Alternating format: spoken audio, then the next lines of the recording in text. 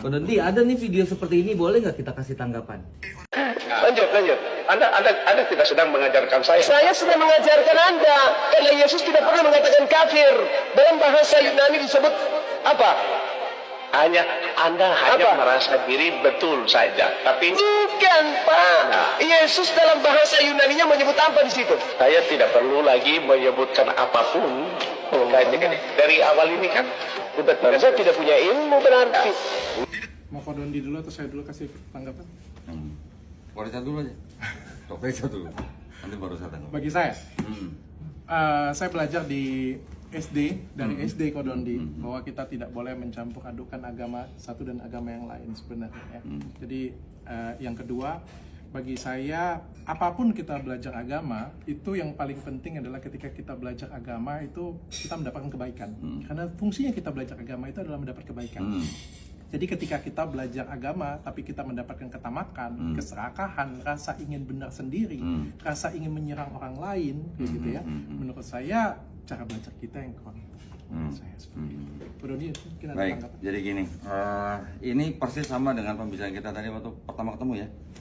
Jadi saya yang bergabung di Yayasan Pembina Mualaf Tauhid yang berpusat di Surabaya, walaupun kami mengikuti misi perang pemikiran, tetapi kami selalu melakukan pemikiran dengan cara yang paling baik. Cara yang paling baik itu seperti apa? Bermartabat. Ayo kita face to face di tempat yang bagus, makan enak, minum enak. Kita bukan kita menyerang pribadi atau istilahnya mencampur adukan tanpa data. Saya paling tidak suka kalau ngomong tanpa data. Tapi itu penting nggak sih? Menurut saya kan nggak penting. Itu kan sudah keyakinan kita berbicara. Tentu keyakinan kita berbeda.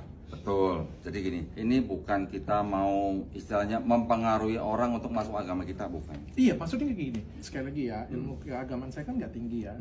Ketika saya membawa kitab saya, ketika Kodondi bawa kitab siapa kayak gitu punya, ya nggak mungkin lah salah satu pasti akan mengalah. Semua pasti kan percaya ke keyakinan masing-masing. Makanya ada yang ngomong agamaku, agamamu, agamamu. Sebenarnya lebih baik seperti itu.